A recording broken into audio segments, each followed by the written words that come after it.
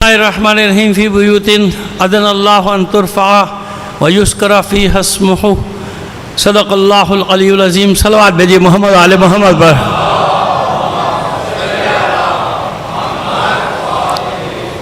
عزیزان محترم، ہمارے درمیان ہماری درخواست پر ہمارے دوست عزیز رفیق مجاہد جناب مفتی فضل ہمدرد صاحب تشریف فرما ہیں، اور یہ تیسرا سال ہے یہ مسلسل مجالس جلوس، اور صرف مجالس جلوس کی شرکت نہیں بلکہ لوگوں کو قریب لانا ایسے ماحول میں کہ جب نفرتیں بوئی جا رہی ہوں.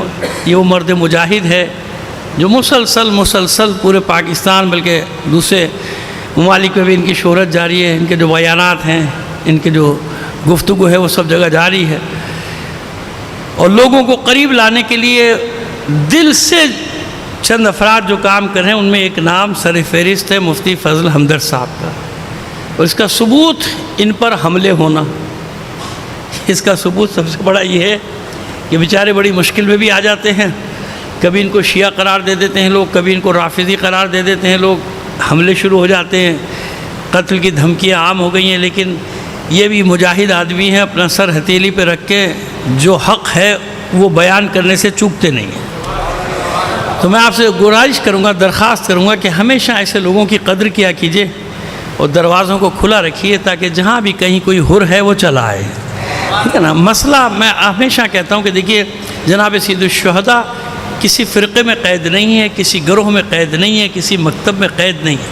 جناب سید الشہداء میراث ہے ساری انسانیت کی. جہاں بھی انسان ہوگا وہاں حسین کی محبت ہوگی، یعنی انسانیت جہاں بھی ہوگی وہاں حسین کی محبت ہوگی. آپ سے درخواست کریں گے مفتی صاحب کی اور ان جیسے تمام علماء کی، افراد کی صحت و سلامتی کے لیے، دشمنوں سے ان کی حفاظت کے لیے بلند آواز سے ایک صلوات بھیج دیجیے محمد آل محمد پر.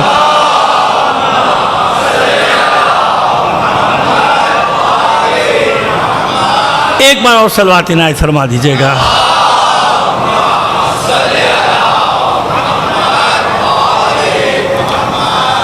مولانا آپ بھی آگے آ جائیں، مفتی صاحب اکیلے بیٹھے ہیں یا آ جائیں اوپر آ جائیں. ہاں مفتی صاحب اکیلے بیٹھے ہیں، اچھا نہیں لگ رہا. آپ بھی ساتھ میں. مولانا رضا جعفری صاحب ہمارے یہاں کے پیش امام بھی ہیں، عالم بھی ہیں، عالم بعمل بھی ہیں. ایک بار اور صلوات عنایت فرما دیجیے.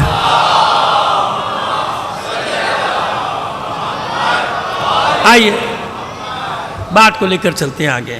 بس وہ گھر کون سے ہیں جن گھروں میں یہ قندیل ہے؟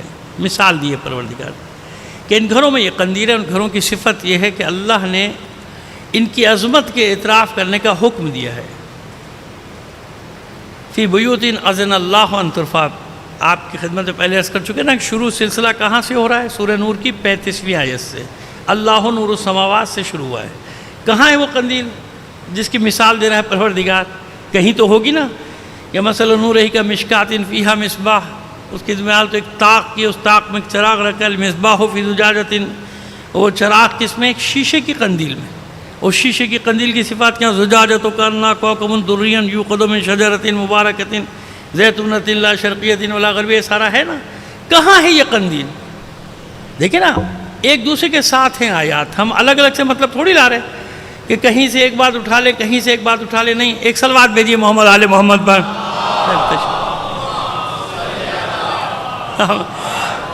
الگ الگ تو مطلب نہیں اٹھا رہے نا، ہم ساتھ ساتھ پڑھ رہے ہیں یار.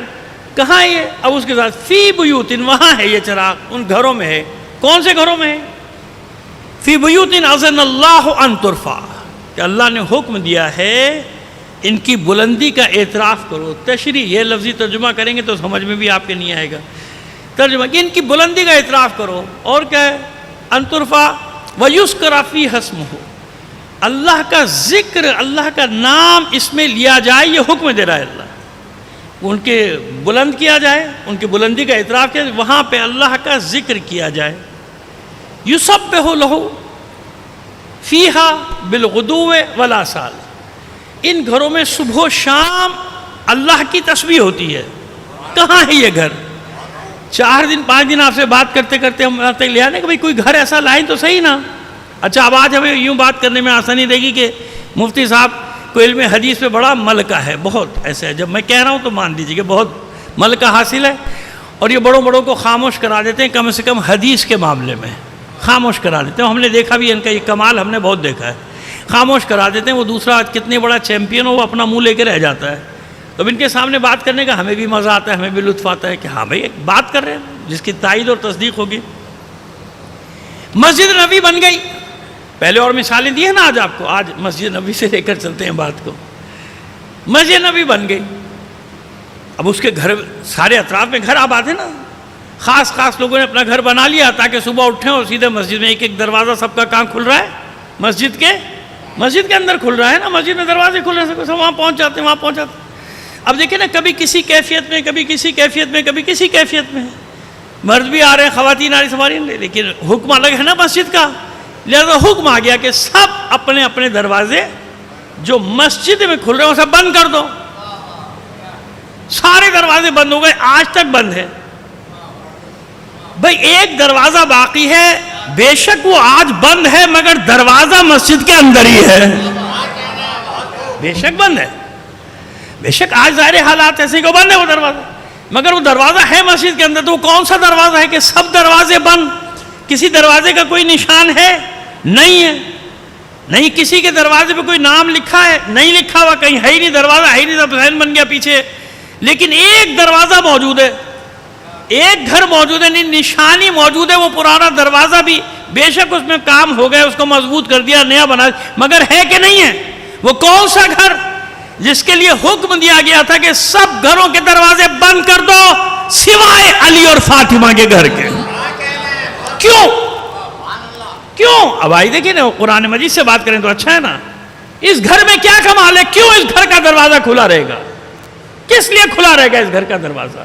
सब दरवाजे बंद हो गए, यही तो सबको परेशानी थी कि सब दरवाजे बंद हो गए, ये दरवाजा क्यों खुला हुआ है? यही परवरदिगार बताना चाह रहा है कि जाहिरी पाकीज़गी और वो पाकीज़गी जो अल्लाह देता है उसमें फर्क है। एक है जाहिरी पाकीज़गी, गुस्ल किया, वुज़ू किया, मैं पाक साफ हो गया, नए कपड़े पहने हुए है, पाक को पाकीज़ा रहता हूं, मैं पाक को पाकीज़ा रहता हूं, मैं पाक को पाकीज़ा बनाया नहीं गया, मैं पाक को पाकीज़ा बनाया नहीं गया, मैंने पूरे मरहले तौलीद की तरफ इशारा कर दिया, बच्चों की विलादत की तरफ। मुझे उसकी तफसील में जाने की ज़रूरत नहीं, समझदार बन पाए, समझ गया कि मैं पाकीज़ा बनाया नहीं गया भाई, मुझे पाक होना पड़ता है, यहाँ आके पाक होना पड़ता है, और मैं जिसके ज़रिए से आया हूँ उसे भी पाक होना पड़ता है, यानी इंसान जिसके ज़रिए उसे पाक होना पड़ता है ना। अब यहाँ क्या फरमाया गया कि नहीं, ये दरवाज़ा बंद नहीं होगा। क्यों बंद नहीं होगा? लोगों की समझ में नहीं आ रहा। कुरान गवाही दे रहा है ना कि तुम्हारी पाकीज़गी में और इस घर के मकीनों की पाकीज़गी में फर्क है।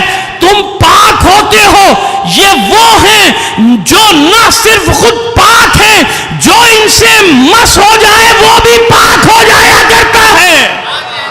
अभी मैंने आयत थोड़ी पढ़ी, अभी मैंने आयत नहीं पढ़ी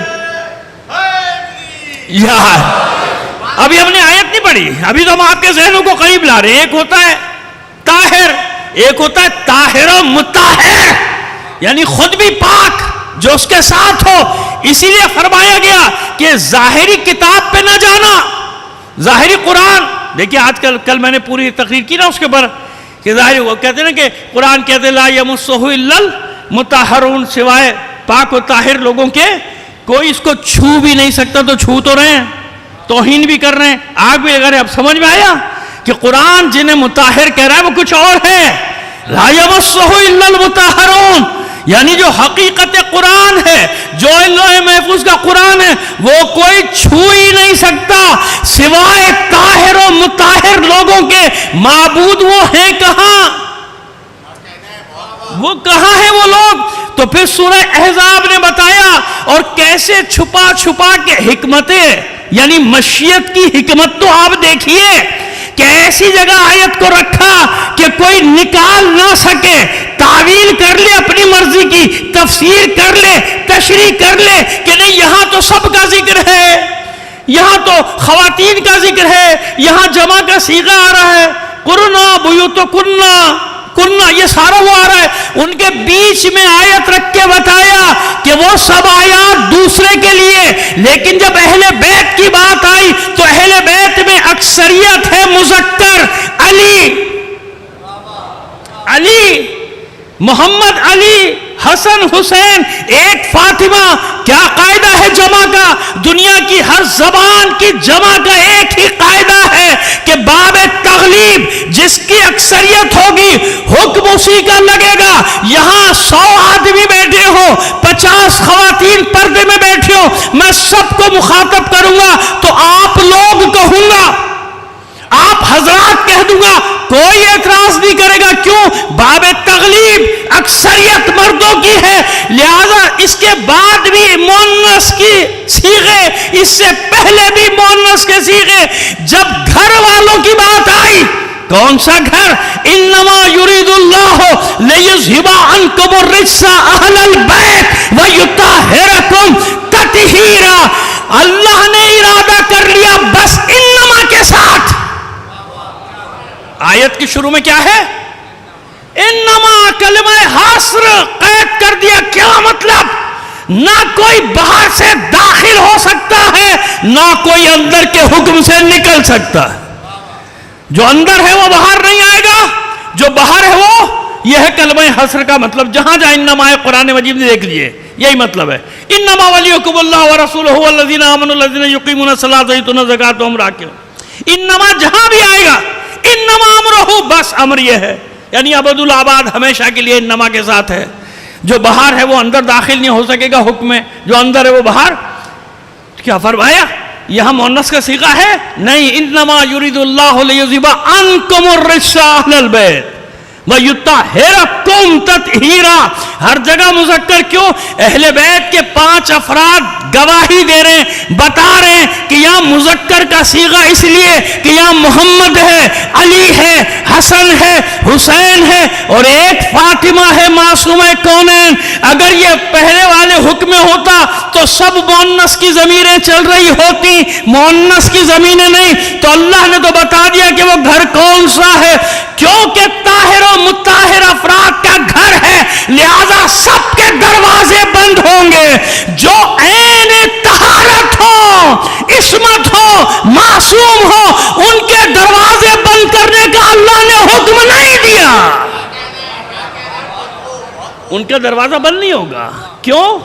اللہ نے ان کو ایسے پاک کر دیا جیسے پاک کرنے کا حق ہے۔ رجس کو ان سے دور رکھا۔ آج تک رجس دور ہے، خود اعلان کر دیتی ہے رجس کہ میرا اہل بیت سے کوئی واسطہ نہیں۔ میں اہل بیت سے، ہمارے ایک اہل سنت کے مولانا ہیں، پتہ نہیں یہاں بتایا تھا میں نے، کہیں ان کی بڑی بات اچھی لگی ہمیں، کہا کہ اہل بیت کا اعزاز یہ ہے کہ خود بخود پہچان لیا جاتا ہے۔ جہاں اہل بیت کے فضائل میں کمی کرے، نقص بیان کرے، سمجھ لو یہ وہی نجاست ہے جسے اللہ نے دور رکھا۔ اس نے آیت پڑھ کے، یہی آیت پڑھ کے دلیل قائم کیوں نہیں نا بھائی؟ دلیل قائم کی کہ نجاست قریب نہیں آ سکتی، تو پریشان نہ ہوا کیجئے۔ یہ جو قریب نہیں آ رہے نا، اور 2 گز کی زبانیں کھولے ہوئے اہل بیت کے خلاف یا اہل بیت کی شان میں گستاخیاں کرتے ہیں، یہ وہی دلیل ہے قرآن کی، کیونکہ نجاست ہے اور نجاست کبھی قریب آ ہی نہیں سکتی۔ اہل بیت سے دور رکھا ہے اس نجاست کو پروردگار نے۔ صلوات بھیجیے محمد آل محمد۔ یا یوں کہیے کہ جو اہل بیت سے دور ہے وہی تو نجاست ہے۔ آیت یہی بتا رہی ہے۔ صلوات بھیجیے محمد آل محمد پر۔ لیکن ہوا کیا؟ آئیے، قرآن تو بتا رہا ہے کہ گھر کون سا ہے، آپ نہ مانیے، آپ کی مرضی۔ قرآن تو بتا رہا ہے، اس گھر تک لے کر جا رہا ہے کہ یہ گھر، یہ گھر، یہ گھر، یہ گھر۔ آ جاؤ یہاں پہ، آ جاؤ۔ آئیے آگے بڑھتے ہیں۔ اب مولا فرماتے ہیں، الا ان آل محمد، الا ان مثل آل محمد کمثل النجوم السماء اذا خوا نجم طلع نجم۔ فرماتے ہیں کہ اہل بیت کی مثال، آل رسول کی مثال، مولا فرماتے ہیں نہج البلاغہ میں، اہل بیت کی مثال، آل رسول کی مثال آسمان کے ستاروں کی مانند ہے۔ مثل نجوم السما، آسمان کے ستاروں کی مانند اہل بیت ہے۔ اذا خوا نجم طلع نجم، جب ایک ستارہ غروب ہوتا ہے دوسرا ستارہ طلوع ہو جاتا ہے، یعنی کائنات اس سے خالی نہیں رہ سکتی۔ جیسے ہمیشہ آسمان تاروں سے رہے گا، ہمیشہ رہے گا نا۔ آپ سمجھ رہے ہیں دن ہو گیا، آپ کے لیے دن ہوا ہے نا، دنیا میں تو باقی جگہوں میں تو رات ہے نا۔ جب آپ کے یہاں رات ہے وہاں دن ہے، جب آپ کے یہاں دن ہے وہاں رات ہے، تو نجوم ہر وقت ہے نا، نجوم ہر وقت چمک رہا ہے۔ تو کہا یہ کائنات کا آسمان بالکل ایسے ہے، اہل بیت کا آسمان بھی ایسے۔ ایک ایک ستارہ سامنے سے ہٹتا ہے، دوسرا ستارہ سامنے آ جاتا ہے، دوسرا ستارہ فوراً آ جاتا ہے۔ اس کے بعد فرماتے ہیں اہل بیت کے بارے میں، کریں گے کیا یہ لوگ قرآن کے ساتھ اور اہل بیت کے ساتھ؟ اِنَّهُ سَيَأْتِي عَلَيْكُم مِّن بَعْدِ زَمَانٌ، بے شک ان قریب میرے بعد تم پر ایک زمانہ آئے گا، ان قریب میرے بعد تم پر ایک زمانہ آئے گا، لَيْسَ فِيهِ شَيْءٌ أَخْفَى مِنَ الْحَقِّ وَلَا أَظْهَرَ مِنَ الْبَاطِلِ۔ وہ زمانہ ایسا ہوگا کہ اس زمانے میں کوئی شے پوشیدہ نہیں ہوگی مگر حق، یعنی حق سے زیادہ کوئی چیز چھپی ہوئی یعنی چھپایا جائے گا، حق کو سب سے زیادہ چھپایا جائے گا۔ اخفا من الحق، کوئی چیز پوشیدہ نہیں ہوگی حق سے زیادہ، حق کو اتنا چھپایا جائے گا، گرد و غبار ڈال دیا جائے گا، تاریخ کا گرد و غبار۔ ولا اظہر من الباطل، اور کوئی شے باطل سے زیادہ روشن نہیں ہوگی، ظاہر نہیں ہوگی، یعنی باطل ظاہر ہوگا اور حق چھپا دیا جائے گا۔ کہ ایسا زمانہ آ جائے گا تم پر، ایسا زمانہ ہوگا کہ جس میں کتاب اور کتاب والے در بدر ہو جائیں گے۔ کتاب والے یعنی اہل بیت، ان کا کوئی ٹھکانہ نہیں، لوگوں کے درمیان ہوں گے مگر نہیں ہوں گے۔ فیہم ولیسا فیہم، ان کے اندر ہیں مگر نہیں ہیں۔ معہم ولیسا معہم، ان کے ساتھ ہوں گے مگر ساتھ نہیں ہوں گے، کیونکہ لوگ قرآن اور اہل بیت کا بوجھ اپنے کندھوں سے اتار کے پھینک دیں گے، در بدر ہوں گے ان کے درمیان۔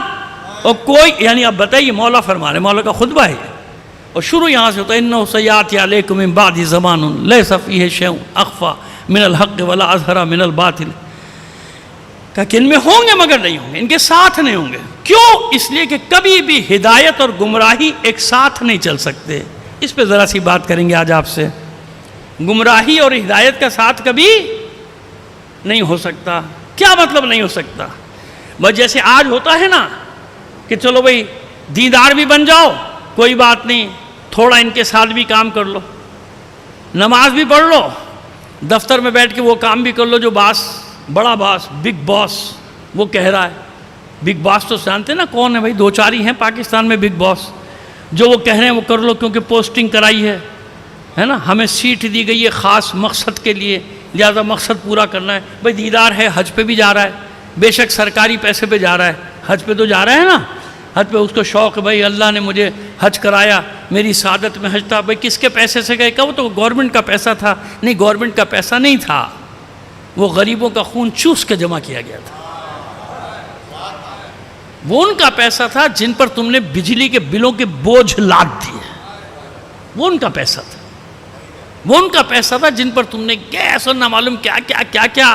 اب تو بیچارے، یقین کریے میری بات کا، یقین کیجئے، جائیے آبادیاں دیکھ لیجئے، چلے جائیے آپ ایسی آبادیوں میں اپنے، کہ اب تو پیاز اور آلو کو بھی ترس گئے لوگ، نہیں ہے پیسے ان کے پاس، نہیں ہے۔ ان کے بچے جرم نہ کریں تو کیا کریں، لوٹ مار نہ کریں تو کیا کریں، نہیں ہے ان کے پاس کچھ، اتنی تنخواہ نہیں ہے جتنے اس کو بجلی کے بل تھما دیتے ہیں، ہے نا۔ یہ مافیاز جس نے کنٹرول کر لیا ہے، اور آپ بول نہیں سکتے، بولیں گے تو غدار، اگر آپ بولیں گے تو کیا قرار پائیں گے، غدار۔ فاطمہ جنہ غدار تھی تو آپ کہاں سے بچو گے؟ وہ سن لو مجھ سے، کوئی نہیں سنائے گا تمہیں یہ باتیں۔ فاطمہ جنہ کو غدار بنا دیا تھا ان ملعونوں نے، تم کیا بیچتے ہو؟ عبد القدیر خان کو فٹ پاتھ پہ پہنچا دیا، تم کیا بیچتے ہو؟ اور کتنے نام لیتا چلا جاؤں، حسین شہید سہروردی کو غدار بنا دیا، تم کیا بیچتے ہو؟ تمہاری کیا اوقات ہے؟ لہذا بولنا مت، اس چکی میں پستے رہو، ظلم و ستم کی، جبر کی، مہنگائی کی، بولے اور تم غدار ہوئے، اور پھر تمہیں اٹھائیں گے تمہارا پتہ بھی نہیں چلے گا, تمہارے ماں باپ بھی ڈھونڈتے پھریں گے گیا کہاں بھائی, زمین نکل گئی کہ آسمان نکل گیا. ایسے یہاں جادوگر رہتے ہیں جو ایسے غائب کر دیتے ہیں. اور مجھے اپنا بھی خطرہ ہے, پہلے میں سوچتا تھا کہ میں بوڑھا ہو گیا بھائی, اب 60 کراس کر گیا, کم سے کم بوڑھوں کو نہیں چھوڑیں گے, لیکن اب پتہ چلا کہ نہیں, یہ بوڑھوں کو بھی نہیں چھوڑتے, یہ خواتین کو بھی نہیں چھوڑتے, یہ معصوم بچوں پر بھی ترس نہیں کھاتے. اس لیے ذرا ہوشیار رہنا, میری پرواہ نہ کرو, اپنی اپنی پرواہ کر لینا, مجھے بولنے دو, آپ خالی سنتے رہو. صلوات بھیجیے محمد آل محمد پر,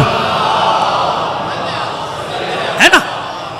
اس لیے کہتا ہوں کہ سن لو یہ باتیں, نہیں ملیں گی پھر تمہیں یہ باتیں سننے کو نہیں ملیں گی.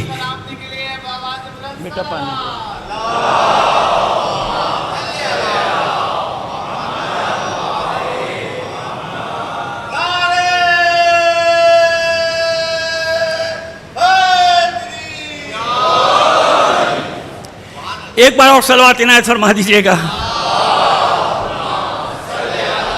جی. لا توافق الضلالۃ بالہدی, کبھی بھی ہدایت اور گمراہی ایک جگہ جمع نہیں ہو سکتے. کیسے ہو سکتا ہے کہ اپنے آپ کو ہدایت پر کہے, اپنے آپ کو حق کا پرستار کہے, حق کا پرچار کرنے والا, اور ظالم کے ساتھ بیٹھے, ظالموں کی دعوتوں میں جائے اور ظالموں کو اپنی دعوتیں دے. کتنی سرزنش کی تھی مولانا عثمان بن حنیف اپنے چہیتے صحابی کی, جس سے محبت کرتے ہیں, علی کی محبت میں جس کی داڑھی کو نوچا گیا ہے, عثمان بن حنیف, اور دوسرے بھائی ان کے سہل بن حنیف یا سہیل بن حنیف, یہ دونوں بھائی جانثار, آخری سانس تک علی کے جانثار. لیکن اتنا سن لیا تھا کہ ایسی دعوت میں گئے جہاں صرف سرمایہ دار تھے اور غریبوں کا داخلہ بند تھا. غریبوں کا داخلہ, غریبوں کے لیے گیٹ بند تھے, غریبوں کے لیے دروازے بند تھے. کوئی سرمایہ دار آ جائے تو ابا قبا بھی اٹھ جائے گی احترام میں, ٹوپیاں امامے بھی اٹھ جائیں گے احترام میں. کیوں؟ بڑا منصب دار آ گیا ہے, عہدے دار آ گیا ہے, ارب پتی آ گیا ہے, کھرب پتی آ گیا ہے. نہیں, مولا نے سرزنش کی. معذرت کے ساتھ میں نے عرض کیا نا کہ سن لیجئے دو چار باتیں, مانیے گا نہیں, یقین بھی نہ کریں, آپ کی مرضی, لیکن سننے میں کوئی حرج نہیں. پتہ نہیں کیا کیا صبح سے شام تک سنتے نہیں سنتے آپ, ٹی وی پہ دیکھتے نہیں دیکھتے, ٹی وی کی بات لے لیجیے, سوشل میڈیا سب سنتے, میری بھی سن لیجئے دو چار باتیں. بس عثمان بن حنیف, مولا کا ایک سسٹم ہے اپنا, جاسوسی کا سسٹم, جسے مولا اپنی آنکھیں کہتے تھے کہ یہ میری آنکھیں ہیں. حالانکہ علم لدنی کا حامل نہیں ہے مولا, لیکن ایک سسٹم بنایا تھا مولا نے, ایک سسٹم تھا. اپنے جاسوس ہر جگہ چھوڑے تھے, والیوں کے پیچھے, لوگوں کے پیچھے نہیں کہ لوگوں کو اٹھا لینا جو ہمارے خلاف بولے, لوگوں کو مارنا, کوٹنا, بے عزت کرنا, ان کے خاندان, ان کے بچوں بیویوں کے سامنے ان کو بے عزت کرو, توہین کرو. مولا نے کس کے لیے رکھے تھے جاسوس؟ اپنے والیوں کے لیے, گورنروں کے لیے, وزیروں کے لیے. ان کو چیک کرو, لوگوں کو نہیں.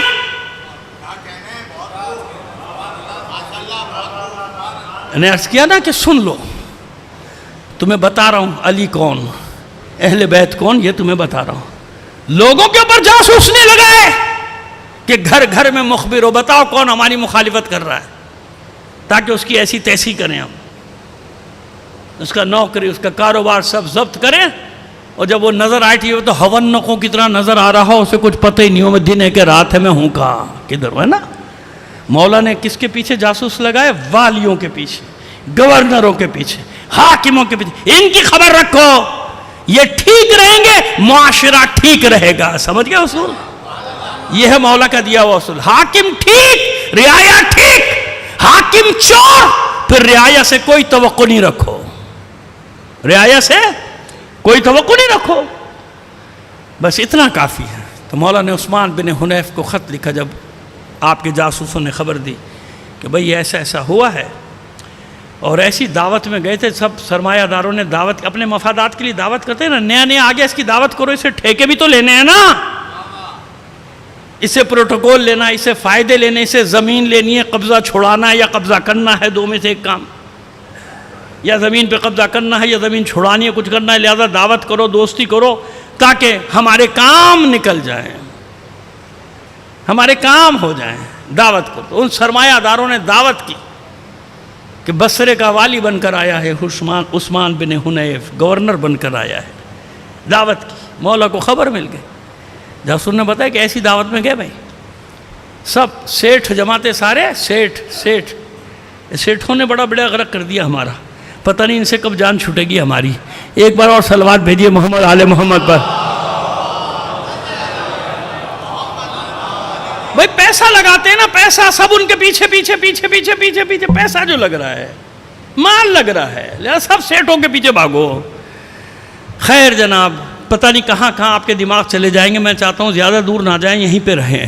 تو اب ہوا یہ، مولانا نے خط لکھا، عثمان یہ میں نے کیا سنا، تم ایسے لوگوں کی دعوت میں کہ تم نے ایسے دعوت، اب پڑھیے گا نا ناجو بلاغہ میں جو خطوط ہیں ان میں پڑھ لیجیے گا، ہیڈنگ ہے، وہ ہیڈنگ سے مل جائے گا آپ کو یہ خط جس کا میں حوالہ دے رہا ہوں۔ عثمان بن حنیف کے نام، جب یہ خبر ملی کہ اس نے سرمایہ داروں کی دعوت میں شرکت کی، اس صورت میں کہ جب غریبوں کا اس پہ داخلہ بند تھا، ایک تو ہوتی ہے نا عام، سب ہے چلو نظر نیاز کر رہے، سب ہیں چھوٹا بڑا سب، بلکہ غریبوں کو زیادہ دیا جا رہا ہے، وہ پیٹ بھروں کو کھلائے دا، کون سا ثواب مل گیا تجھے، بھوکوں کو کھلاؤ، فاقہ مستوں کو کھلاؤ، اس مہنگائی میں مرے ہوئے عوام کو کھلاؤ، کم سے کم اس 2 مہینے 8 دن کھلاؤ، حسین کے نام پہ کھلاؤ، اہل بیت کے نام پہ کھلاؤ، کربلا والوں کے نام پہ کھلاؤ، دیکھو کتنا ثواب ہوگا، 2 مہینے 8 دن کوئی بھوکا نہیں مرے گا، حسین کا صدقہ شیعہ سنی دیکھے بغیر کھلاؤ، نہ دیکھو شیعہ ہے سنی، ارے مسلمان غیر مسلمان دیکھے بغیر کھلاؤ، انسان سمجھ کے کھلاؤ، بھوکا مت، بھوک مٹاؤ، انسانوں کی بھوک مٹاؤ، سیٹھ بنو عبداللہ ابن جعفر طیار جیسے، سرمایہ دار بنو تو ایسے تو بنو کہ جس کے دروازے غریبوں کے لیے ہر وقت کھلے، امیروں کو کیا دینا، اپنی دعوت میں بڑے بڑے لوگوں کو کنٹیکٹس بنانے ہیں نا، کنٹیکٹس، پی آر کیا کہتے ہیں، پی آر بنانی ہے، جیسے بڑے بڑے لوگوں کو بلایا جائے، کیا پہلے ہوتی تھی نظر نیاز، ہوتی دعوت حلیم، دعوت ہو رہی ہے امام حسین کے نام پہ، اتنی تمیز نہیں ہے تجھے کہ دعوت نہیں ہوتی ہے، نظر ہوتی ہے، دعوت حلیم ہوگی، اب دعوتیں شروع ہو گئی، بوفے تک تو نوبت آ گئی، دیکھیے ابھی کہاں تک جاتا ہے، غم میں ایسا مال اڑا رہا ہے جو اس نے شادیوں میں بھی کبھی نہیں کھایا تھا، امام حسین کے غم میں ایسا مال کھا رہا ہے جو شادیوں میں نہیں ملتا، سارا سوگ کو سوگ رہنے دو، غم کو غم رہنے دو۔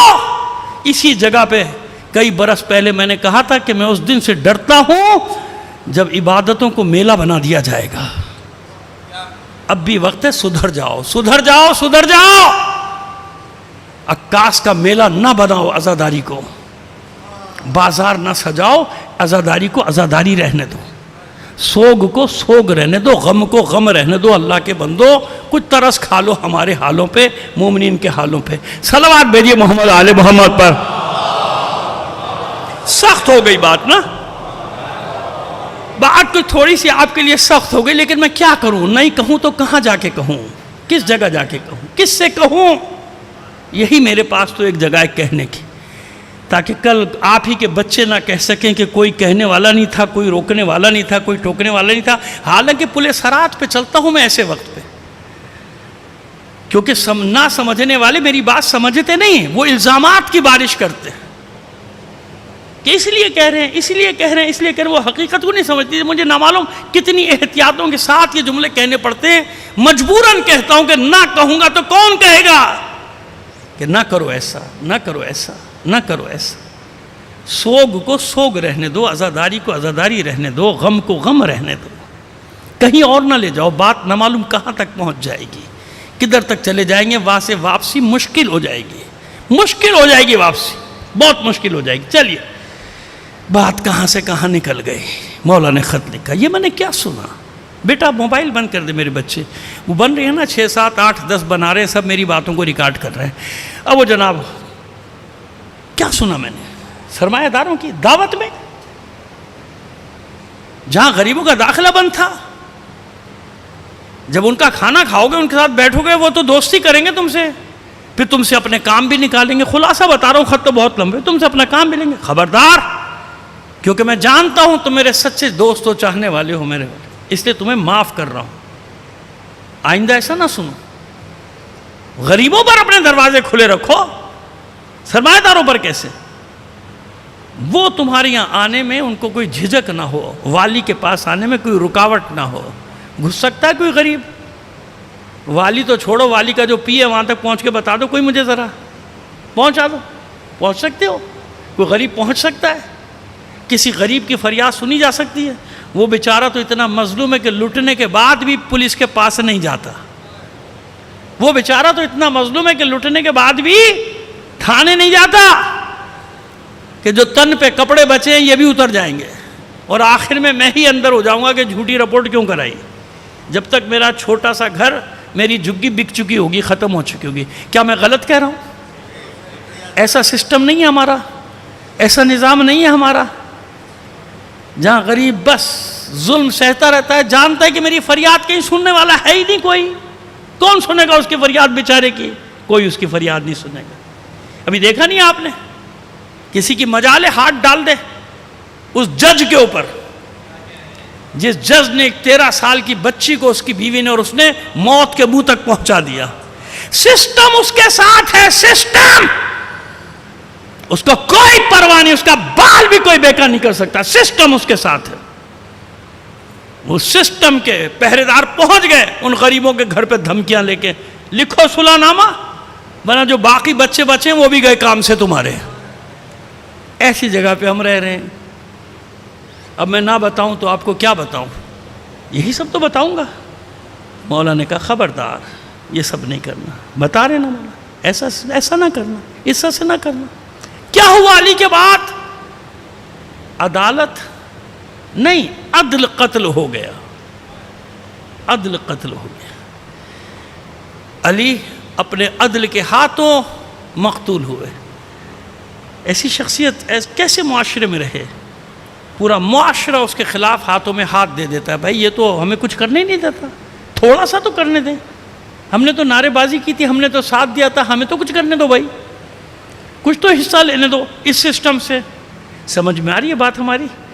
بس مولا فرماتے ہیں وہ زمانہ آئے گا کہ جب یہ ہو جائے گا کہ اہل بیت اور کتاب ہوں گے مگر نہیں ہوں گے. کیوں ہو نہیں سکتا کہ ہدایت اور گمراہی ایک ساتھ ہو جائے؟ یہ ساتھ بیٹھ نہیں سکتے, لہذا در بدر ہو جائیں گے. لوگ سمجھیں گے کہ ہمارے پاس ہیں, نہیں ہیں. کیسے بیٹھیں گے گمراہی کے ساتھ؟ کس طرح بیٹھ جائیں گے گمراہی کے ساتھ, ضلالت کے ساتھ؟ کیسے ہو سکتا ہے معاشرے میں ظلم ہو رہا ہو, لوگ ظلم کی چکی میں پس رہے ہیں, کوئی آواز اٹھانے والا نہ ہو؟ کیسے؟ لیکن اگر کوئی آواز اٹھاتا ہے نا, بس سمجھ لو کہ اس پہ اللہ کا کرم ہے. اللہ نے اس کو یہ توفیق دی ہے کہ وہ کم سے کم آواز تو اٹھا رہا ہے نا. اس معاشرے میں, بے حس معاشرے میں, جہاں لوگ صرف اپنے مفاد کے بندے ہیں, بس اپنے فائدے سے آگے کوئی کچھ نہیں سوچتا, میرا فائدہ کس میں. جہاں مادہ پرستی اس حد تک آ جائے کہ روحانیت کا نام و نشان تک مٹ جائے. جن کو روحانیت کا دفاع کرنا تھا, جب وہ خود مادہ پرست بن جائیں, پھر کیا بچتا ہے معاشرے میں؟ پھر کس دروازے پہ جائیں جہاں سے روحانیت ملنا چاہیے تھی؟ وہ دروازہ مادہ پرستوں کا ہو گیا. وہاں مادے کی پوجا ہو رہی ہے, وہاں میٹر کی پوجا ہو رہی ہے. مادہ پرستوں کا معاشرہ. خامخواہ میں ایتھیسٹ کو برا بھلا کہتے ہو, دہریوں کو برا بھلا کہتے ہو. دہریہ کون ہے؟ دنیا پرست ہے. جو دنیا پرستی کر رہا ہے وہ دہریہ ہے بھائی. دہر کہتے ہیں زمانے کو, پہلے کبھی بتایا تھا. خیر آج تو بہت ہی زیادہ ہو گئی آپ کے ساتھ, اب کل پتہ نہیں آپ آتے نہیں آتے. صلوات بھیجیے محمد آل محمد پر. لیکن عزیزو مجبوری ہے, مجبوری ہے. کوئی ایک جگہ تو ایسی ہونی چاہیے نا. ہر جگہ کا ذائقہ الگ الگ ہوتا ہے نا بھائی, یہ سوچ لیا کیجئے. ہر پھول کی اپنی خوشبو. چلیے مجھے پھول نہ سمجھیے, کانٹا سمجھ لیجئے. پھول کے ساتھ کانٹے بھی ضروری ہوتے ہیں. صلوات بھیجیے محمد آل محمد پر.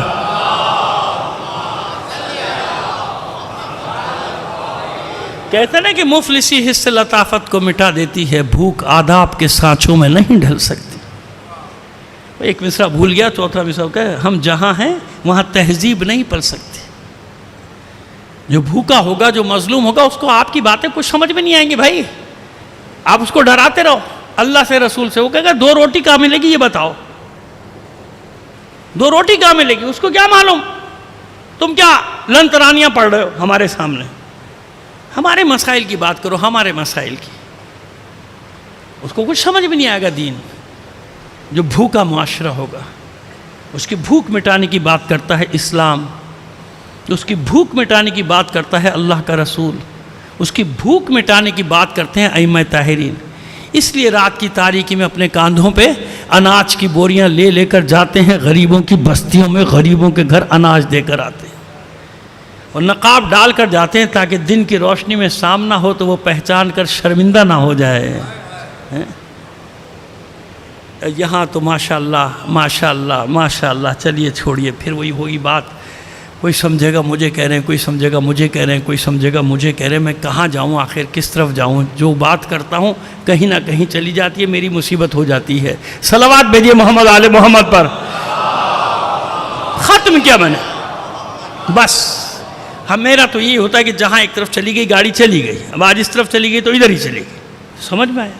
اللہ وہ گھر بتا رہا ہے جہاں ملائکہ بھی دربان بن کے آئے، خیاط بن کے آئے، جہاں انسان بھی آتے ہیں تو یہ اس یقین کے ساتھ آتے ہیں کہ اگر ان کے گھر میں فاقہ بھی ہوگا تب بھی اپنا گلو بند بیچ کے ہماری بھوک مٹا دیں گے،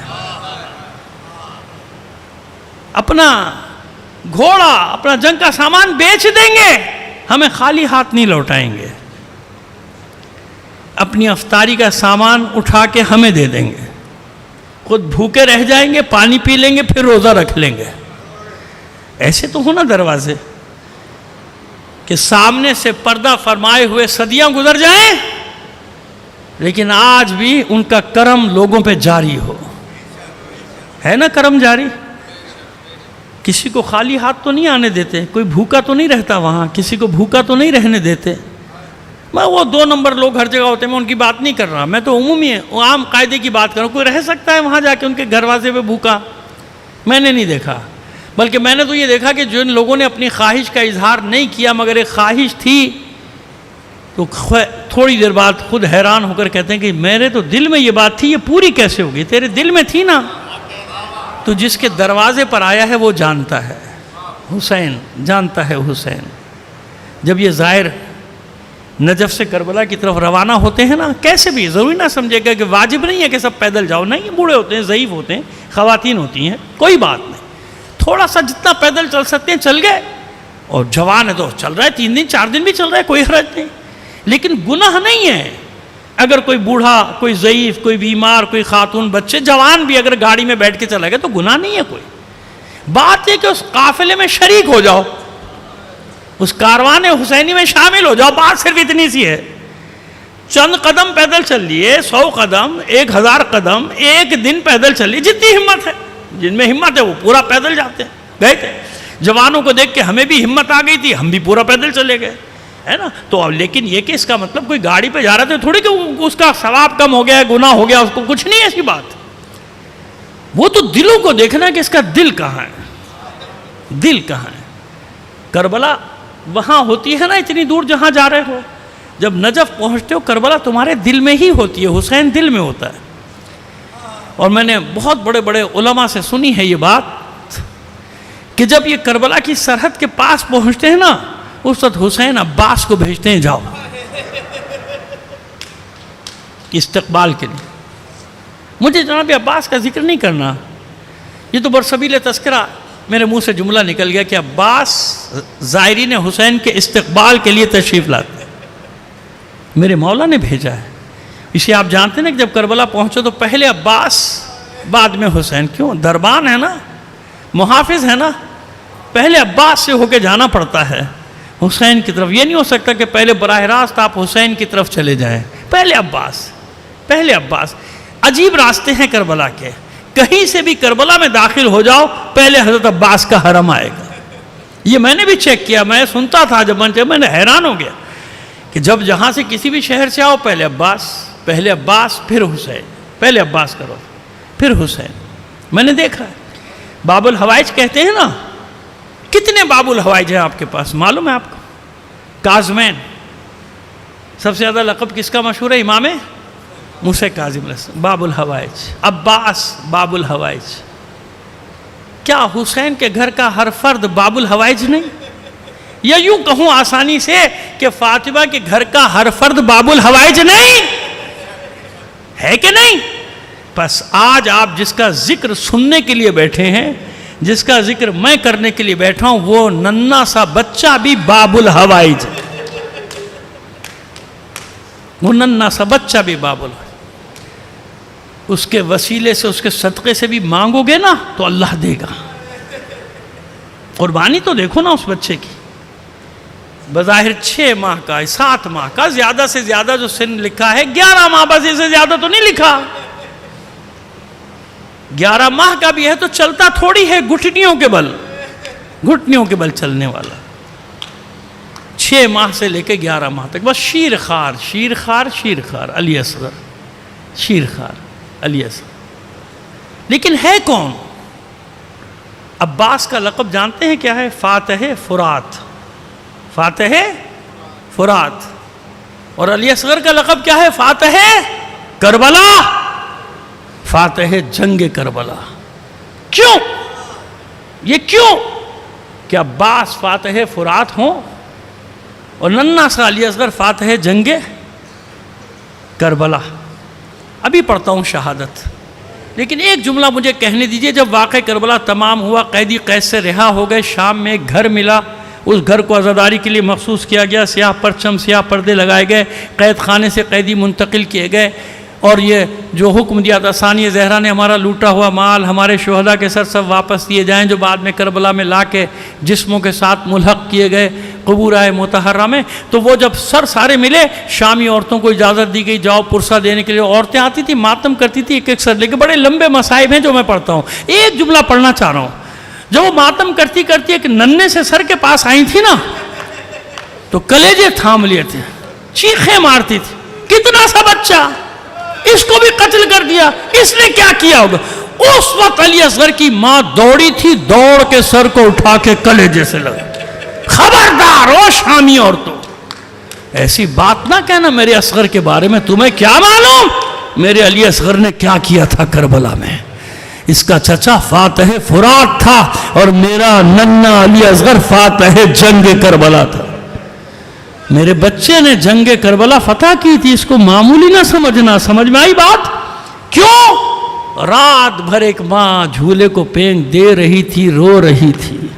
کیوں رو رہی تھی؟ اس لیے رو رہی تھی کہ کاش میرا بھی بچہ بڑا ہوتا، تلوار اٹھا لیتا۔ سب اپنی اپنی قربانیاں صبح پیش کریں گے، میرے پاس کچھ نہیں، یا 4 سال کی بچی ہے سکینہ، یا یہ معصوم شیرخوار علی اصغر۔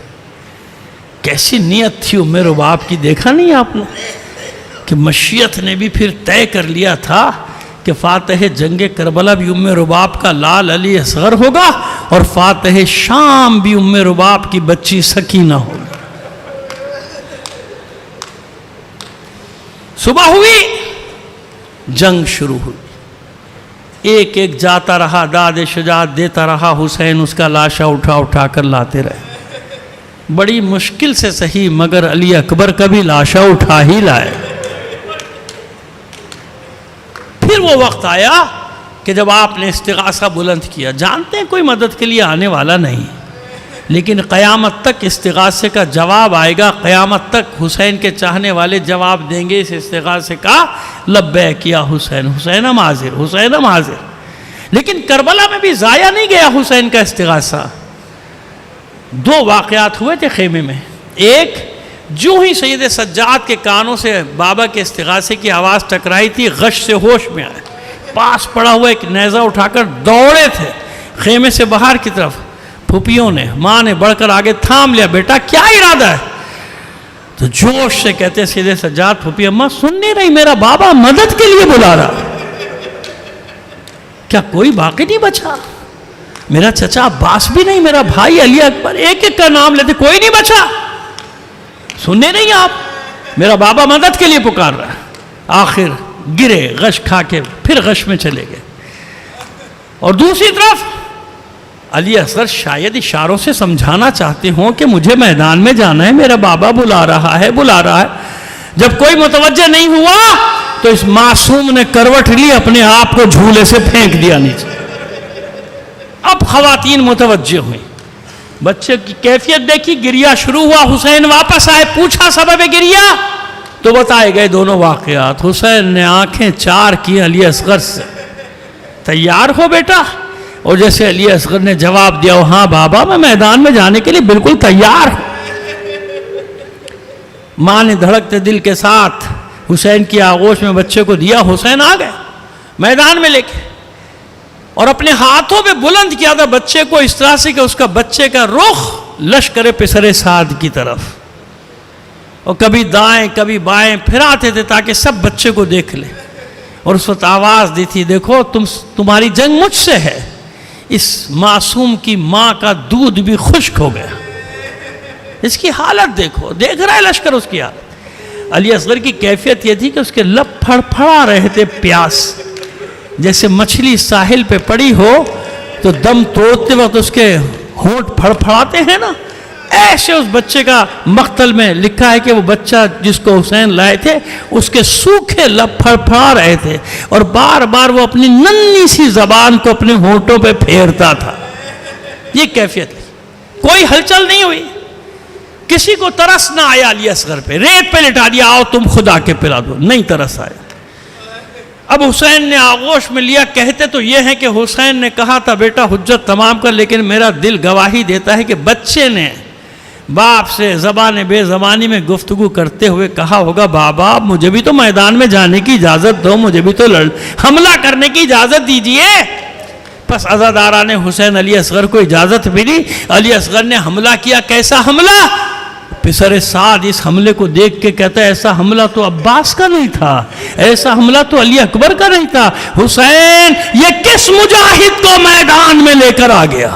کیا کیا تھا علی اصغر نے؟ بس اتنا ہی تو کیا تھا کہ خشک ہونٹوں کی کمان میں سوکھی زبان کا تیر رکھ کے چلا ہے، صرف زبان پھرائی تھی لشکر کی طرف رخ کر کے، اپنے ہونٹوں پر ہتھیار پھینک دیے تھے، منہ پھیر پھیر کر روتے تھے، تلواریں لے کے سر پہ پہنچ گئے تھے پسر سعد کے، ابھی یہیں قتل کر دیں گے تجھے، ابھی آپس میں تلوار چلے گی، پانی پلانے کا حکم دے بچے کو۔ گھبرا گیا پسر سعد، ہرملہ کو آواز دی، ہرملہ اقطع کلام الحسین، حسین کے کلام کو قطع کر دے۔ یہی تو کہا تھا حسین کے کلام کو قطع کر دے، یہ تو نہیں کہا تھا معصوم بچے کے تیر لگا دے۔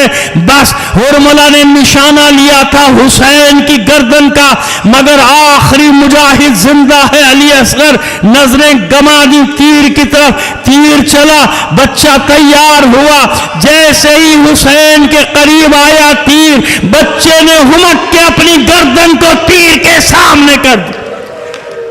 علی اصغر کی گردن کو چھیدتا ہوا تیر حسین کے بازو میں پیوست ہوا۔ ارے کتنا خون نکلے گا اس کئی پہروں کے پیاسے بچے کے بدن سے، ایک چلو سے زیادہ نہیں۔ میں آپ سے سوال کرتا ہوں، بتائیے اسی کربلا کی زمین پہ قاسم کا خون بہا یا نہیں؟ عباس کا خون بہا کے نہیں؟ اون و محمد کا خون بہا کے نہیں؟ علی اکبر کا خون بہا کے نہیں؟ ابھی کچھ دیر بعد حسین کا خون بہے گا یا نہیں؟ لیکن یہ علی اصغر کے خون کی طاقت ہے کہ ایک چلو سے زیادہ نہیں، مگر نہ زمین برداشت کر سکتی تھی نہ آسمان برداشت کر سکتا تھا۔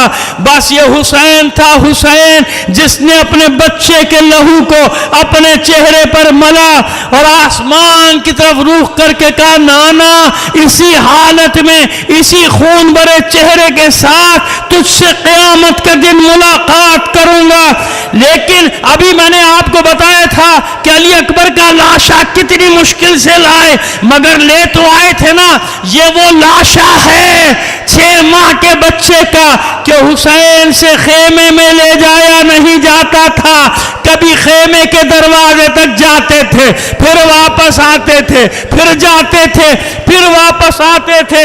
انا للہ و انا الیہ راجعون، رضاً بقضائہ و تسلیما لامرہ، 7 دفعہ یہ عمل دہرایا، در خیمہ پہ آواز دی، لے رباب اپنے بچے بچے کو لے جا. ماں سے پہلے ایک معصوم بچی آگے دوڑتی گئی, بابا میں بھی تو پیاسی ہوں, بابا میں بھی تو پیاسی ہوں. میں بیان نہیں کر سکتا کہ جب سکینہ نے اپنے چند ماہ کے بھائی کو لہو میں غرق دیکھا تو اس بچی کا عالم کیا تھا. بس چلا کر ایک جملہ کہتی تھی, بابا کیا اس عمر کے بچے بھی قتل کیے جاتے ہیں. رخصت ہوا, علی اصغر رخصت ہوا, ماں سے بہن سے حسین پشت خیمہ پہ لائے, ایک ننھی سی قبر کھود کر علی اصغر کو چھپا دیا. مطمئن ہو گئے حسین کہ سب کے سر کاٹے جائیں گے, میرے معصوم علی اصغر کا سر نہیں کاٹا جائے گا. جب عصر عاشور کے بعد شہداء کے سروں کو نیزوں پہ بلند کیا جانے لگا, کسی نے کہا جتنے میدان میں مارے تھے ایک سر کم ہے. پھر ڈھونڈا گیا نہیں ملا. پھر کسی نے کہا آخری وقت میں پشت خیمہ پر حسین کو چھپا رہے تھے. نیزے برداروں کا دستہ تیار ہوا, حکم ہوا پشت خیمہ کی زمین کو کھود دیا جائے. گھوڑے دوڑ رہے ہیں, نیزے سے زمین کو کھودتے جاتے ہیں.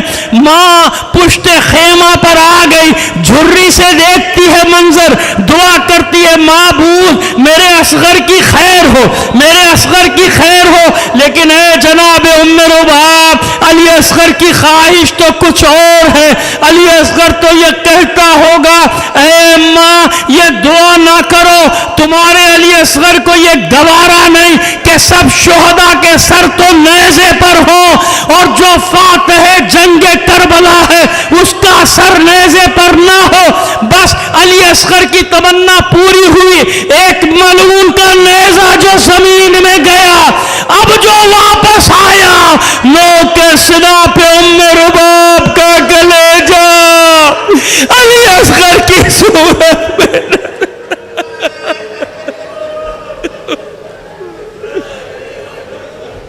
اللہ لعنت اللہ علی القوم الظالمین, وسيعلم الذين ظلموا أيام القيامة.